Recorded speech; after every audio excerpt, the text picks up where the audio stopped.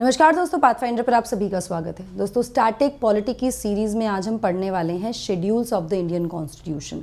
Now when I am talking about schedules of the Indian constitution, जिनको अनुसूची भी कहा जाता है, केवल हम इनकी लिस्ट नहीं पढ़ेंगे बल्कि हम इनकी महत्ता, इनके जो फीचर्स हैं, की फीचर्स हैं, उनके बारे में भी आज के सेशन में बात करने वाले हैं। सो बने रहिए विद मी। इंडियन कॉन्स्टिट्यूशन हम कर रहे हैं फिलहाल दोस्तों। Before we get into understanding the schedules and details about it, आप मुझे फॉलो कर सकते हैं इन दोनों टेलीग्राम चैनल्स पर for all my class update schedules and PDFs. यहाँ पर आपको मेरी सभी टॉपिक्स या सेशंस के पीडीएफ मिल जाते हैं चैनल पर। आप मुझे फॉलो कर सकते हैं अनअकैडमी ऐप पर भी for all my special classes and plus courses. Enrol करने के लिए आपको सिर्फ मेरा कोड यूज़ करना है ND Live 10। 3 नवंबर सुबह 10:30 बजे से मेरा एक प्लस कोर्स शुरू होने वाला है, जिसमें आप अभी एनरोल कर लीजिए। ND Live 10 is the code that you can use.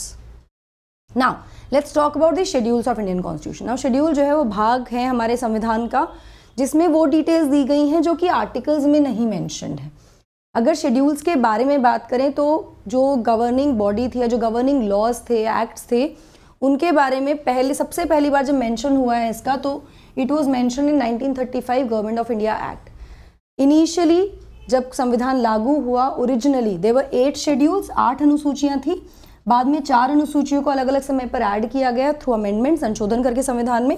And currently they are 12 schedules in the Indian constitution, जिनके बारे में एक एक करके हम आज पढ़ने वाले हैं। चलिए लिस्ट देख लेते हैं। तो यहाँ पर लिस्ट तो मैंने दी ही है आपको, साथ में कुछ इंपॉर्टेंट चीज़ें मैं आपको बताऊंगी। प्लीज़ उनको आप रनिंग नोट्स बना लीजिए, आप ध्यान रखिएगा इसका।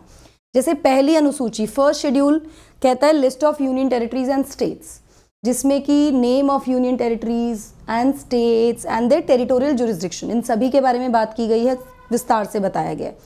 ठीक। आर्टिकल 1 क्या कहता है? यूनियन एंड इट्स टेरिटरीज, है ना।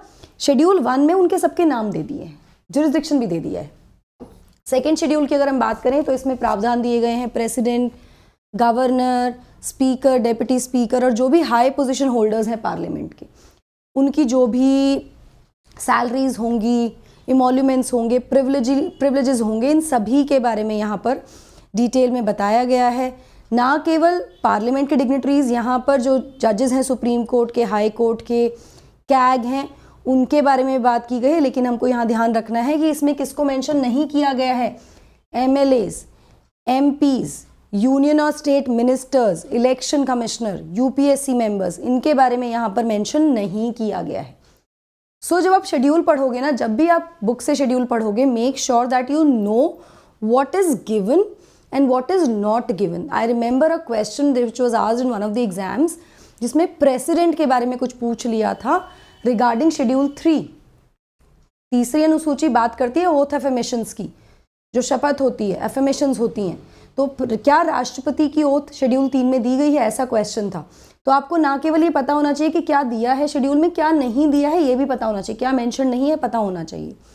जैसे तीसरी अनुसूची में मैंने आपको बताया ओथ एंड एफर्मेशंस है, तो ये यहाँ जहाँ एक तरफ ये सभी जो मिनिस्टर्स हैं, MLAs, MPs हैं, उन सभी की ओथ एफर्मेशंस देता है, जजेस की, कैग एटसेट्रा की, ये मेंशन नहीं करता है राष्ट्रपति की, उपराष्ट्रपति की oath, speaker, deputy speaker of Lok Sabha and the state assemblies etcetera, इन सब की ओथ मेंशन नहीं करता। उसके लिए अलग से आर्टिकल्स हैं जो आर्टिकल में ही मेंशन है, ठीक है। और ओथ का फॉर्मेट भी वहीं पर मेंशन है। यहाँ पर एक प्रिस्क्राइब फॉर्मेट भी दिया है तीसरी अनुसूची में। नाउ इसके बाद आता है चौथी अनुसूची, फोर्थ शेड्यूल। फोर्थ शेड्यूल में क्या दिया है? फोर्थ शेड्यूल बात करता है एलोकेशन ऑफ सीट्स की in the council of states, यानी कि राज्यसभा में जो सीटों का बंटवारा होगा, जो राज्य से आएंगी, वो किस तरह से होगा, ठीक है। पांचवी अनुसूची आती है जो इंफॉर्मेशन देती है for the control of SC STs, तो जो भी एडमिनिस्ट्रेशन है of scheduled areas and scheduled tribes, उसके बारे में बात करती है पांचवी अनुसूची। छठी अनुसूची लगभग सेम ही है जो, लेकिन ये ट्राइबल एरियाज के बारे में बात करती है और स्पेसिफिक एरियाज के बारे में बात करती है। जो भी एडमिनिस्ट्रेशन होगी ट्राइबल एरियाज की, specifically in Assam, Meghalaya, Tripura and Mizoram. तो इसको याद करने का एक सिंपल सा तरीका होता है AMTM, ऐसे करके याद कर लीजिए, इन एरियाज में स्पेसिफिकली, ठीक है। वहाँ पे एडमिनिस्ट्रेशन कैसे होगा इसके बारे में बात करती है। 7वीं अनुसूची की अगर हम बात करें तो ये डिवीजन ऑफ पावर्स के बारे में बात करते हैं, जिसमें लिस्ट दी हुई हैं, 3 लिस्ट हैं जो केंद्र सरकार है और राज्य सरकार है उनके बीच में पावर्स का बंटवारा कैसे होगा। It includes union list, state list and the concurrent list also. 3 सूचियाँ यहाँ पर दी गई हैं जिस पर कानून बनाने का अधिकार उन रेस्पेक्टिव गवर्नमेंट्स को ही है। उसके बाद आता है 8th शेड्यूल, 8वीं अनुसूची बात करती है लैंग्वेजेस के जो रिकॉग्नाइज की गई हैं हमारे देश में या रिकॉग्नाइज की गई हैं संविधान में। ओरिजिनली इनिशियली देवर 14 लैंग्वेजेस, 14 भाषाएं थी जिनको रिकॉग्निशन मिला था। अलग अलग समय पर अमेंडमेंट होकर presently we have 22 languages which are recognised in the constitution.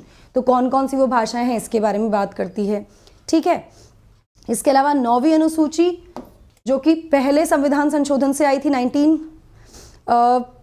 First constitution amendment act 1951 से आया था ये, जिसमें ये कहा गया था कि जो भी एक्ट्स और रेगुलेशंस इसमें दी गई हैं वो जुडिशियल रिव्यू के दायरे से बाहर होंगी। लेकिन after a lot of apprehension, after a lot of मतलब इसमें केसेस भी हुए, जुडिशियल रिव्यूज भी हुए, जुडिशरी के पास ये केसेस पहुंचे, फाइनली ये कहा गया कि इसमें संविधान में संशोधन करके प्रेजेंटली इसमें ये सिचुएशन ये है कि जो भी लॉज हैं इसके अंडर वो सभी जुडिशियल रिव्यू के दायरे में आते हैं। ओरिजिनली नहीं थे, जब संविधान में संशोधन हुआ तब नहीं थे, जब इसको इंक्लूड किया गया था। तो it was added by first amendment act of 1951, क्योंकि 8 ही थी ना ओरिजिनली, तो ठीक है। उसके बाद आता है आपका 10th शेड्यूल। 10th शेड्यूल बात करता है डिफेक्शन की, anti defection law, basically disqualification के बारे में बात करता है। ये ऐड किया गया था 52वें संविधान संशोधन अधिनियम के द्वारा 1985 में, ठीक है, जिसमें डिस्क्वालिफिकेशन की बात होती है of the MPs and MLA. उसमें अलग अलग प्रावधान हैं जो आप डिटेल में कभी बाद में पढ़ेंगे। Then comes your 11th and 12th schedules, they were added by 73rd and 74th amendment acts 1992, ठीक है। 11th शेड्यूल बात करता है पंचायत के प्रावधानों की, जिसमें पंचायत में जो भी पावर, अथॉरिटी या रिस्पॉन्सिबिलिटीज है पंचायत की, 29 मैटर्स हैं ये जहाँ पर पंचायत के पास पावर, अथॉरिटी और रिस्पॉन्सिबिलिटी है। इसी तरह से जो म्यूनसिपैलिटीज़ हैं, अर्बन लोकल बॉडीज़ हैं, उनके बारे में बात करता है ये, जिसमें 18 मैटर्स दिए हुए हैं जिन पर ये गवर्न करेंगे। तो this is how the schedules are given, और इस तरह से 4 शेड्यूल्स बाद में ऐड हुए। तो this is the list of schedules. Now the purpose of schedules in the Indian constitution, इसका पर्पस क्या है, उद्देश्य क्या है, शेड्यूल्स को क्यों लाया गया था। देखिए, नाउ जो शेड्यूल्स हैं जो हमारे संविधान में दिए गए हैं, इनका कोई लीगल एलिमेंट नहीं है, जिसकी वजह से ये काफ़ी आसानी से समझ में आ जाते हैं। मतलब यहाँ पे इंटरप्रिटेशन और इस तरह का कोई प्रावधान नहीं है, साफ साफ सिंपल शब्दों में दिया गया है, ठीक है। जिसकी वजह से जो प्रोविजंस हैं, जो भी प्रावधान है, वो थोड़े कम कॉम्प्लिकेटेड हो जाते हैं, समझने में आसानी समझ में आ जाते हैं, क्योंकि सीधा सीधा दिया हुआ है। ओथ एंड अफर्मेशन दे दी है, ये तरीका होगा, ये भाषाएं होंगी, तो सिंपल है, सिंप्लीफाई कर देता है ये चीज़ों को। उसके अलावा schedules of Indian constitution make it easier to make revisions और अपडेट्स। रिविजन और अपडेट अगर करना है किसी प्रावधान में तो उसको आसान कर देता है, as the amendments are divided. Amendment को डिवाइड करके अलग अलग जगहों पे अमेंडमेंट हो जाते हैं, सिंप्लीफाई। जैसे लेट्स से कुछ चेंजेस आए हैं तो वो चेंजेस इंट्रोड्यूस हो जाएंगे ओथ एंड अफर्मेशन में, शेड्यूल्स में जाके, तो बहुत ज़्यादा कॉम्प्लिकेट नहीं करता ना। एक पूरे आर्टिकल को रिवाइज करना हो तो वो इतना आसान नहीं है इन केस ऑफ अपडेट्स। तो इसकी वजह से क्या होता है, ये क्योंकि समय समय पर हो रहे हैं तो काफ़ी समय बच जाता है। डिवाइडेड होते हैं अमेंडमेंट्स अलग अलग प्रावधानों के लिए, पूरे आर्टिकल को नहीं करना पड़ता रिवाइज, ठीक है, अपडेट के केस में। Now these does not only act as an aid to the constitution but also for various laws. ये केवल संविधान को ही एक सहायता प्रोवाइड नहीं कर रहे हैं समझने में, बल्कि कुछ लॉज को के लिए भी मददगार होते हैं। इनकी मदद से, शेड्यूल्स की मदद से, there are defined list of state and union territories, clear list है यूनियन टेरिटरीज और स्टेट्स की, और ये शेड्यूल ध्यान रखते हैं इनमें क्या क्या लॉज हैं या कौन सा डिवीजन ऑफ पावर बेसिकली बहुत क्लियर है। फेडरल प्रोविजंस बहुत क्लियरली यहाँ पर डिफाइंड है इस केस में। Now schedules can be used to solve a variety of problems, काफ़ी ज़्यादा प्रॉब्लम्स को रिजॉल्व करने में मदद करते हैं। जैसे they can adhere to when clarification और more information is required on a subject matter. इनके द्वारा जो इनमें जो डिटेल दी गई है किसी भी प्रावधान को लेकर, आप उसमें जा सकते हैं, पढ़ सकते हैं, तो आपको क्लैरिटी आ जाएगी जो शायद आपको आर्टिकल पढ़ के क्लैरिटी ना आए, क्योंकि स्पेसिफिक प्रोविजंस यहाँ पर दिए हुए हैं, ठीक है। चलिए, इसके अलावा यहाँ पे एक बहुत बहुत इंपॉर्टेंट चीज है, they are part of the constitution, ये संविधान का भाग है, they are not in the constitution.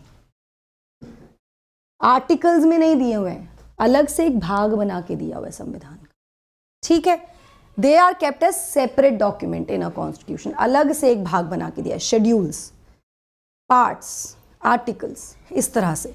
हमारा कॉन्स्टिट्यूशन काफ़ी लेंदी है और हर आर्टिकल के साथ बहुत ज़्यादा एक्स्ट्रा इन्फॉर्मेशन ऐड करना मुश्किल हो जाता है। लेट्स से ओथ की बात करें या प्रिविलेजेस की बात करें, इमोल्यूमेंट्स की बात करें, तो इट वुड हैव बीन अभी ऑलरेडी इतना लेंदी है और बहुत लेंदी हो जाता है, तो शेड्यूल को अलग से ऐड किया गया जिसमें सारे प्रावधान डिस्कस कर लिए गए या उनकी इन लेंथ डिटेल दे दी गई, ठीक है।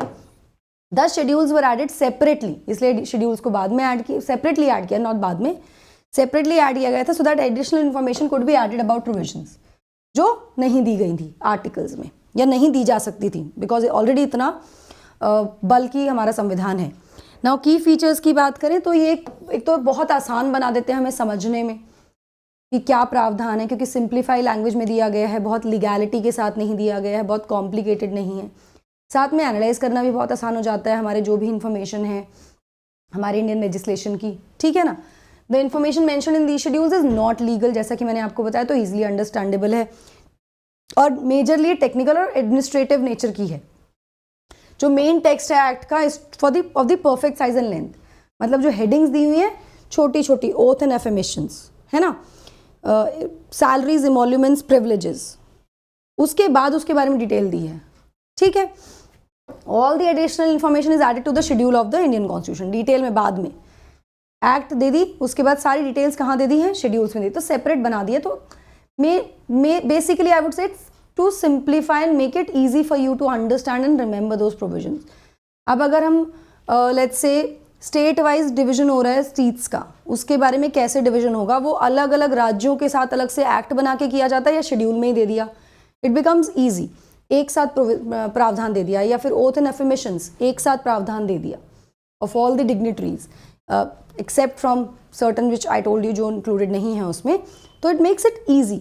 या part 1 article 1 union and its territories, उसके बारे में कुछ इंपॉर्टेंट इन्फॉर्मेशन दी, सोच के देखिए उसमें सभी शेड्यूल ना होते, उसमें सारे स्टेट्स के यूटीज़ के नाम होते, उनका जुरिस्डिक्शन भी होता, तो it would have become a very very lengthy article, but schedule में इंक्लूड कर दिया उसको, ठीक है ना। ये करने के लिए schedule make it easier for amendments और changes to be made as they are written separately with divisions, क्योंकि वो अलग तरह से लिखे हुए हैं, डिवीजन करके लिखे हुए हैं, तो इट बिकम्स अमेंडमेंट यहाँ पे आसानी से हो सकते हैं। It makes the process of amendment more convenient. Schedules are mentioned in chronological order of the provisions, प्रावधानों के क्रोनोलॉजिकल ऑर्डर में दिए गए हैं। जो भी एडिशनल इन्फॉर्मेशन है उसको जो बनती है is made as a part of the main text with the help of these schedules. जो भी एडिशनल इन्फॉर्मेशन आती है वो इसकी मदद से आती है of the main text with the help of schedules only, जो समझ में आने के लिए हमें चाहिए होती है, जो हमें पढ़ना होता है। Information written in these schedules can be presented in any form. अब जो इसमें इन्फॉर्मेशन दी है वो किसी भी फॉर्म में हो सकती है, it can be in the form of text, graph, flow charts और नंबर्स।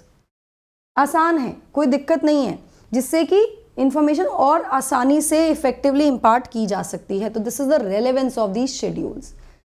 थोड़ा सा मुझे लगता है, क्योंकि आई थिंक आपने शायद ये पहली बार पढ़ा होगा, थोड़ा कॉम्प्लिकेटेड हो सकता है, but to sum it up I would say schedules are to make things and provisions easily understandable.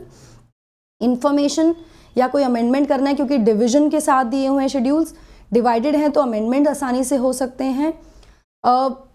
बहुत ज़्यादा कॉम्प्लेक्स नहीं है, एक सी चीज़ों को एक साथ रखा गया है तो आपको याद करने में भी आसानी होती है, and it's easy for the administration also to know what they are doing.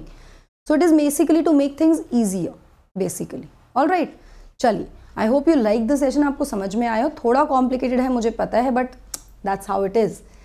So Unacademy subscription लेने के लिए आपको मेरा कोड यूज़ करना होगा NDLive10 to avail all the discount on all the subscription like plus, iconic, combo, optional, सभी subscription के लिए यूज़ कर सकते हैं। बैचेस 27 तारीख से शुरू हो गए हैं दोस्तों, ये भी आप एनरोल कर सकते हैं।